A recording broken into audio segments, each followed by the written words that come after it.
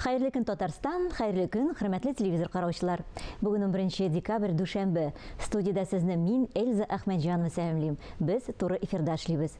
Тапшырубызның иҗат төркеме белән бергә безнең белән булган тамашачыларга атна дәвамына җитәрлек күтәренке кәеф теләп калабыз. Урамда салкын, шушы минутларда менә термометр Казанда 21 градус салкын күрсәтә. Ә безнең студияда җылы, чөнки тамашачыларыбызның күңел җылысы хәтта экран аша сизелә. Инде бүгенге көнгә кереп калган кайбер тарихи вакыйгаларга да күчик. Бүген халыкара таулар көне. Таулар коры җирнең 4/1 өлешен тәшкил итә. Алар таулы районнарда яшәүче 1 миллиардтан артык кеше өчен диярлек яшәү урыны булып тора. Таулар күп кенә уникаль үсемлекләр һәм хайваннар төрлелеге өчен тоелык. Таулар җирнең барлык төп елгаларының да диярлек су чыганагы булуын онытырга ярамый. Аргентина җырчысы һәм киноактер Карлос Гардельның туган көнендә халыкара танго көнен билгеләп үтәләр. Бию үзәгендә ир-ат һәм хатын-кыз, аларның үзара мөнәсәбәтләре, дәртләре, каршылыклары, мәхәббәтләре, нәфрәтләре, кеше тормышын тулыландыра торган барлык хисләр. 1871 елның 11 декабрендә Петербург сәнгать академиясендә күчмә сәнгать күргәзмәләре оешмасының Россиядә яшәп иҗат итүче рәссам һәм сынчыларның беренче күргәзмәсе ачыла. Ул зур уңыш казана. Күргәзмәгә 30 меңнән артык кеше килә, алга таба күчмә күргәзмә Россиянең күп кенә шәһәрләрендә үткәрелә. Суык һава сәламәтлеккә дә күп зыян китерә, авыручыларның саны арта. Алар арасында үпкә, кабару очраклары да ешрак очрый башлады. Медицина фәннәре кандидаты Илдус Латвуллин әлеге авырудан саклану һәм дәвалану чаралары турында искәртеп китер. Пневмония балаларда ул еш очрый торган авыру. Теләсәнде яшьтә булган балада да була ала ул. Иң еш ул 1 яшьтән алып 3 яшькә кадәр була. Ләкин теләсән 2 яшьтә дә була ала. Яшүсмер балада да була ала. Яңа гына туган балада да пневмония була ала. Пневмония ул җитди авыру, куркыныч авыру. Аны белеп торырга кирәк, аның симптомнарын врач булмаган кешеләр белергә тиеш. Чөнки пневмония ул үлем сәбәпләренең берсе булып тора. Балалар, әлбәттә, һәр баланың үлү ул трагедия инде, бала үләргә тиеш түгел. Шуның өчен ул сирәк булса да, ул барыбер бик мөһим нәрсә. Пневмония гади генә ОРВИ кебек башланырга мөмкин. Беренче көннәрдә бала гади генә ОРВИ белән авырган булырга мөмкин.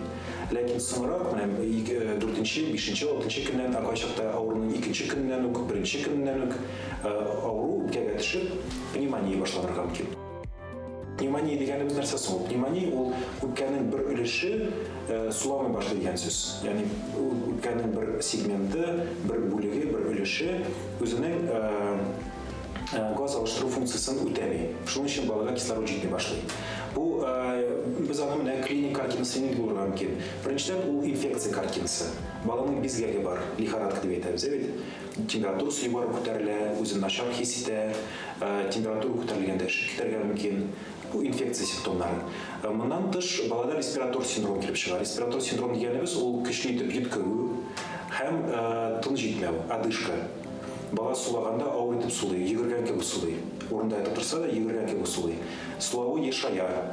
Нормаль халәттә бәләкәй балалар 26, 25, 30 тапкыр суласалар, пневмония белән авырган бала 40, 50, 60 тапкыр сулый башлый минутына.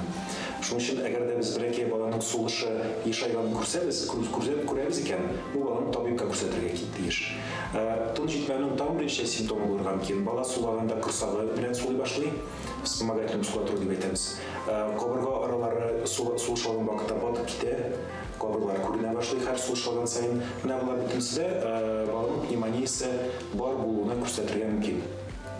Әгәр дә андый симптомнар килеп чыга икән, бу инде гади генә ОРВИ түгел дигән сүз. Пневмония дигән диагнозны куяр өчен баланы докторга күрсәтергә кирәк. Күпчелек вакытта пневмонияны фондоскоп белән ишетергә була, ләкин бу 100% метод түгел. Пневмонияның золотой стандарт дип әйтәбез. Диагностикасының төп методы ул рентгенография.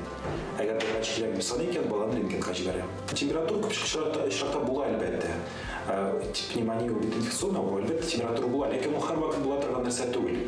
Мәсәлән, яшь үсмер балаларда пневмония күп кенә вакытта температурасыз булырга мөмкин. Бәлки балаларда да температурасыз булырга мөмкин. Шуның өчен, әгәр дә баланың менә сулышы шамый икән сезгә, әти-әни буларак сез күрәсез икән, бала дөрес суламый. Сулавы башка, аның әйбәт сулаган кебек, һәр вакыт сулаган кебек суламый. Ул вакытта баланы докторга күрсәтергә кирәк. Пневмония температурасыз була. Пневмонияны бармы юкмы икән аңлар өчен, әлбәттә, әти-әнидә күп нәрсә тора.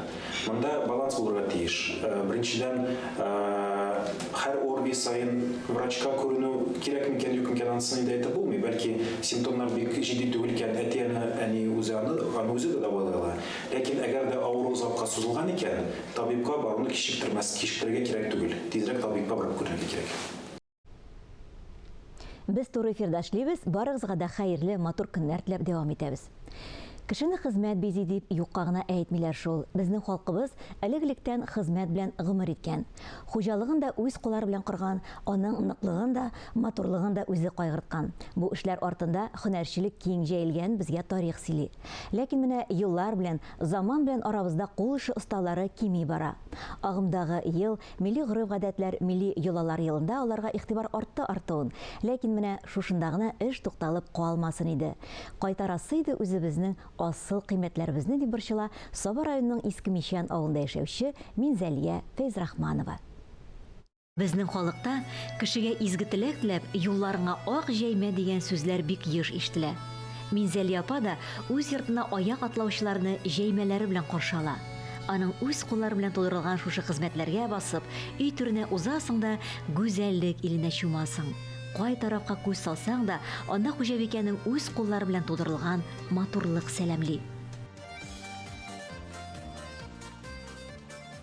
Чиккән әйбер икенче инде, әле менә бик кызыгам ниләр, ал япкычлар чигәргә. Ал япкычка бик исем нитеп утырам, ничек кенә ансына булдырып булар. Шигүле мендәрләр, тастымал, җәймәләр, урындык киезләре, сөлгеләр. Аларны сана бетерерлек түгел. Эше дә, ише дә бихисап. Менә хәзер дә тормыш иптәше Ильис абый белән идәнгә җәймә бәйле алар. Бу кул эшләре паласны чүптән саклый ди Минзәлия апа, аяк астында җылылык та биреп тора.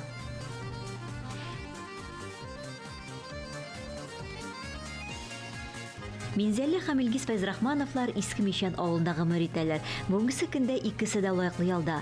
Хуҗалыкта маллар белән мәш килеп, идә кул эшләре тотып көннәрен гамле үткәрә. 3 балага әти-әни алар. 2 ул үстерәләр. 30 яшьләренә җитеп кенә кавышкан парлар өченчегә бик тә кыз телиләр. Ләкин Минзәлия апа яшем олы инде дип бу адымга бармый. Һәм алар кызны алып үстерә. Фәйзрахмановлар гаиләсенә 8 яшьлек булып килгән Венера бүген инде кияүдә. Казанда яши, мәктәптә математика фәннәрен укыта. Олы уллар Илфир декабрьдә өйләнергә җыенып тора. Туй кызыгысы белән йөргән көннәре бит әле. Ак җирлеккә чигү бик мавыктыргыч та, уңайлы да, матур да булып бара ди Минзәлия апа. Шуңа хатын-кызларга аш мәҗлесләрендә кия торган яулыклар чигүне бик ярата ул. Аның кулыннан үткән мондый яулыклар сабагына түгел, бөтен Татарстан ханымнарын бизи. 2020 елда ул Кукмарада мәдрәсә тамамлый, шунда барлык курсташларын яулыклы итә. Бик яратып киям бу яулыгымны, мондый яулыкларны сорыйлар дагын. Һәр эштә яңа чәчәк, рәсемнәр кабатланмый. Ул аларны тирә-юннән, күзәткәннәреннән хәтерләп кала. Кая барса да ят үрнәк күзли. Минзәлия апа кияүгә килгәндә бар бирнәсен чигеп алып килгән. 33 ел дәвамында алар әле дә кулланышта.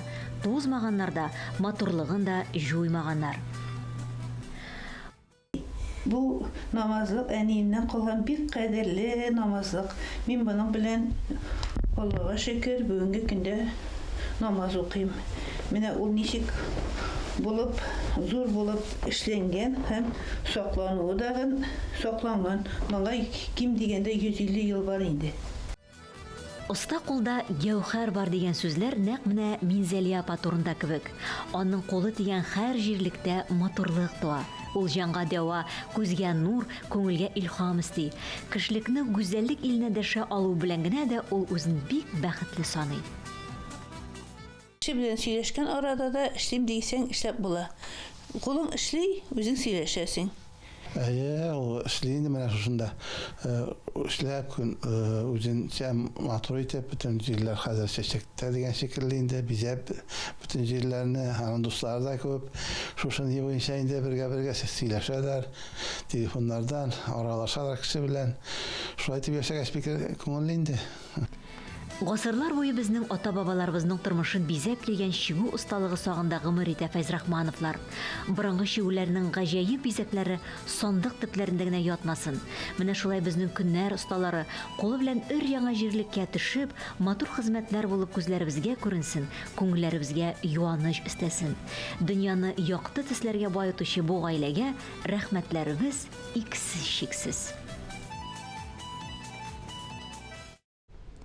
Һәр эшне күңел биреп эшләгәндә генә ул башкаларны җәлеп итә ала шул. Кул остасы Рәзилә Гыйззатуллиның да кул эшләнмәләре күпләр сокланырлык. Оста куллы милли курчаклар бәйләү белән шөгыльләнә. Мәдәниятебезне, гореф-гадәтләребезне саклауда да өлешен керткән Рәзилә ханым белән безнең иҗат төркемебездә аралашып кайткан иде. Өйдә тик утырганда кыш көннәре төн узын бит инде.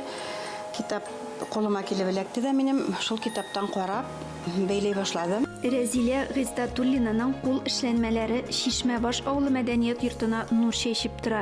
Бүгенге көнгә бәйләнгән курчакларның саны 10ннан артык. Киемнәренә карап, курчакларның нинди милләтнеке икәнен белеп була. Килен булып төшкәч, мине кайнанам җинноски бәйләргә өйрәтте. Менә шуннан киткән әйбер инде бу. Курчакны бәйләй башлагач, бу ничек килеп чыгармы икән дип, мин төнге сәгать 3ләргә 4ләргә чаклы утырам.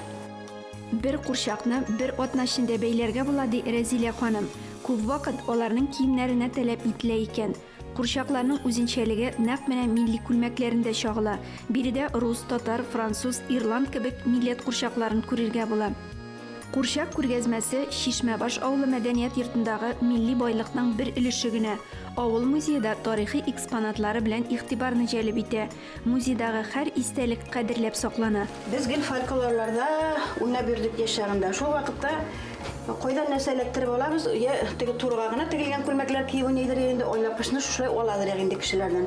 Шул вакыт Әминә апа, Рәзилә, син барыбер сәхнәдә йөрисең инде, әйдә мин сиңа материалыңны алып кер. Күлмәкне кисеп бирәм, үзең тегә беләсең, тегәрсең әле дип, менә шушы бәбәй итәкле күлмәкне, менә бу безнең 3 бәбәй итәкле күлмәк инде, ул 6 бәбәй итәкле дә була. Менә бу илек кигән күлмәкләр.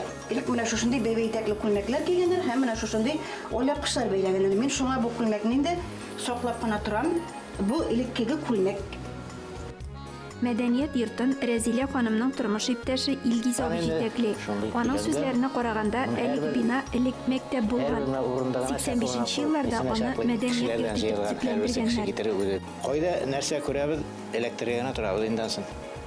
Потому что хәзер кеше иске әйберләрне чыгарып ыргыта, я җандыра, я шүплеккә тапшыра. Менә шуңа күрә кайда күрәсең, кеше өенә кергәчме, кемнеке кирәкме, безгә бирмәйсезме дип. Гаиләләре белән сәнгать өлкәсендә кайнашкан Гыйззатуллиннар Шишмәбаш авылы мәдәният учагын сүндерми яшәтә. Халкыбызның милли мирасын саклап, киләчәк буынга җиткерү алар өчен изге бурыч.